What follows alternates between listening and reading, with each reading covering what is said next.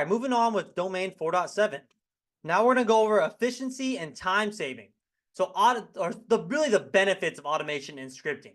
So obviously we have time savings, right? If we get rid of the mundane tasks that we do usually through a GUI by automating and scripting, then we have more time to do projects, to improve the enterprise, to think of ways to add benefit to the organization besides just doing daily mundane tasks. Enforcing baselines. So an obvious benefit of this is that we can have an easier way to enforce baselines, not have that barrier to entry, because if we can script it out, we can automate it, we can quickly reach all the devices on our network as long as they have IP addressing and start enforcing our baselines. Standard infrastructure configurations. So having that configuration enforcement, right? Having that consistency. When we apply infrastructure as code, we can set up our infrastructure and our systems uniformly.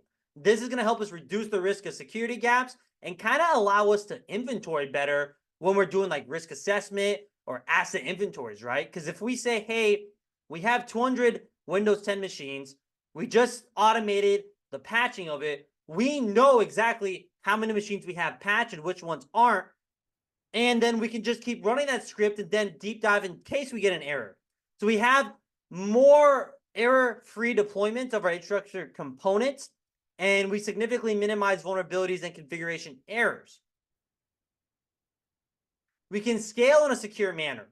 So if we're part of that development process as a cybersecurity professional and automating and deploying and implementing infrastructure as code, we can scale more securely. This is going to enable rapid and secure expansion of our IT resources while also ensuring that security controls and measures scale in tandem with the operational growth. Employee retention. So automation and scripting can alleviate the burden of repetitive tasks, leading to higher job satisfaction. So this one, I kind of like that they threw this in here. It's kind of like, no, AI and automation won't take your jobs. It makes it easier for you. Both are true in some regards, right? Getting rid of repetitive tasks by enabling automation and even taking a step further, AI can allow you to free up your brain, right? Free up your time to think and to actually come up with a project or solutions that can improve the organization instead of just doing repetitive things, okay? This can reduce job burnout and fatigue by automating those tasks, okay? This allows you to concentrate on strategic, innovative, and high-value tasks. I kind of like to think of this as a business grows too. You know, I started out as the single CEO with no help at all, and now I hire people to take away some of the tasks to allow me to focus on the primary product, which is our training environments, right? So that's kind of true with automation and scripting. If you're a network architect, but you're worried about, compliance, TCO or security objective compliance, and you're going through one by one to network infrastructure and making sure things are compliant, well, by enabling automation or maybe software-defined solution, now you can think about how to make the network better instead of being burdened with those tasks. Reaction time. So this is going to significantly improve the reaction time to incidences. So if we're doing something like applying pattern behavior through the use of AI and machine learning, and we're applying this on our SIEM systems that are monitoring and logging all network traffic, and then we produce run books or playbooks using like our SOAR, secure orchestration, automation, and response, right? We apply these playbooks and runbooks to our SOAR device that maybe is a feature of our SIEM system here. Now we just made our incident response that much better because we can respond and remediate so much quicker through the use of these automation and this kind of AI workflow, right? That's kind of how we start to implement workflows into our security so we're more proactive, okay? A workforce multiplier. So automation acts as a force multiplier, enabling the existing workforce to manage more tasks effectively. Some other considerations that we do have to think about with automation and scripting is the complexity. So sometimes it can add complexity because let's just think about it, right? We're saying that automation and scripting things out is the way of the future, having AI help assist us in that. And that is true. However, do some things need for is it easier to fix a solution in 2 to 3 minutes clicking a GUI or taking 12 hours to automate it, right? That's kind of what we're leading to in the complexity. Because now let's say I create a PowerShell script to provision accounts and user accounts and set permissions. So what if we get a user and like we have that script set up, just an example, where we import a CSV file with the first and last name, okay? Now let's say we have our users go fill out this Excel or CSV file, and we expect them to just put first name like this, John, then last name like Bandit. But what if they do something like this, because this is technically their last name, first name is John, but then they do Tanner dash Bandit. And let's say our script fails because of this hyphen. So now we run our script and maybe it's worked every single time and we just kick our feet up like, yeah, users are provisioned. And then we're getting calls to our help desk saying, hey, John isn't getting, like, he doesn't have access. He doesn't have an account. He never got the email that his account was provisioned. So now you go back, look through the script and say, oh man, my regex or how I was importing this CSV and reading the content, I need to account for this. So now maybe I need to add in regular expression filtering to say, hey, only accept last names that, or get rid of this, right? But now what's his username going to be? Is it going to follow our naming standard of first dot last? Well, what's his last name? Is it Tander Bandon without the hyphen? Well, that's not going to look good on his emails when he's our salesperson. It just adds that complexity, right? Where if you were doing this manually, you could just put, okay, let's just put that hyphen in Active Directory, and then his email account, we'll just add another dot, right? Or we can just say, hey, we're just going to use this last name here. But we have to go and configure that in the script, right? So even though we take away the human element, the mundane task, there could be complexities that occur just because of something little like that. And yes, that's from experience, right? When I tried to make PowerShell scripts to automate provisioning of users when I worked at the help desk. Okay, the cost. So implementing automation and scripting solutions can involve initial costs. I should think about this is don't think of us implementing Ansible, which is free and open source, or Terraform, or things like that that are open source.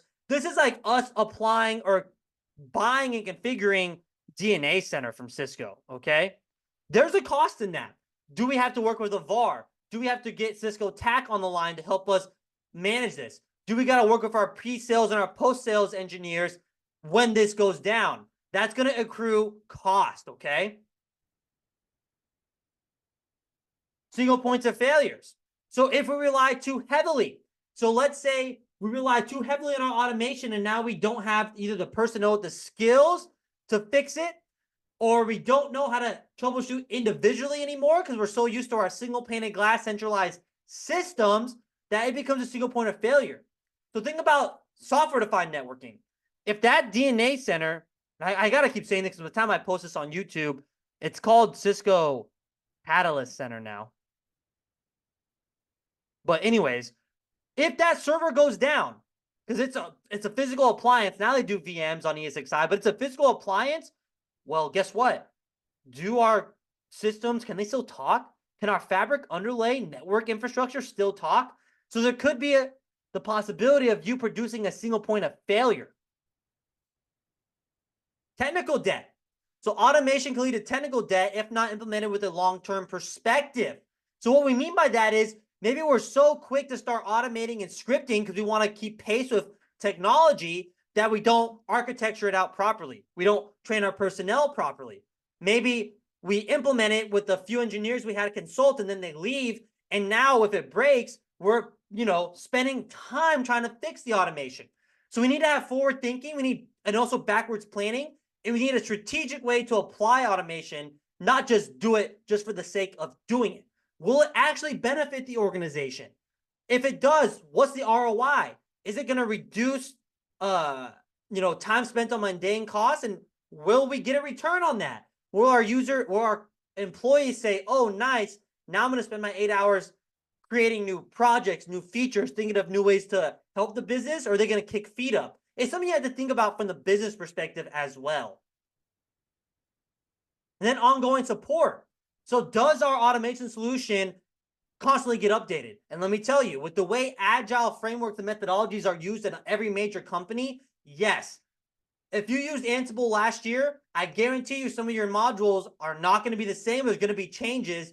And if you let that skill lapse, well, there you go, right? You're going to have to relearn some stuff. So does our automation and scripting solution require a team? Does it require a specific personnel that's going to manage, oversee, and support those systems and also keep up with the evolving nature of it, the rapid pace? Okay, let's go ahead and do our quiz now.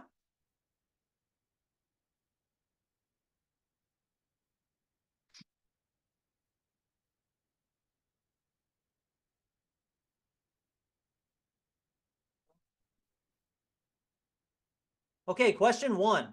How does automation primarily benefit the efficiency of security operations in an organization?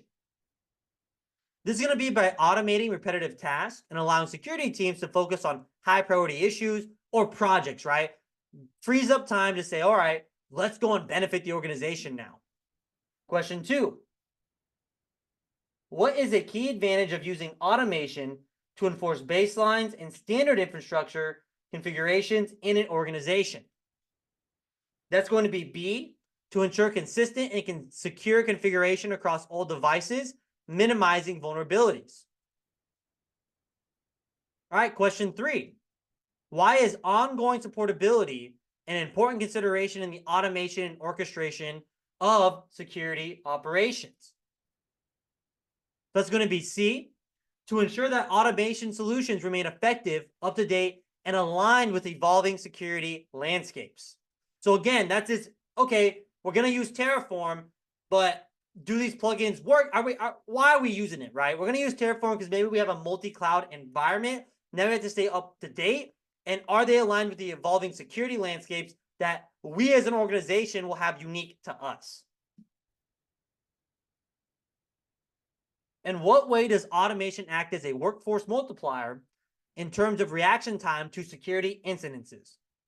So again, because we get automated response, remediation, right? If we can automate our security incidences and we don't have to deploy and take hours on our incident response plan and time, that's a workforce multiplier, right?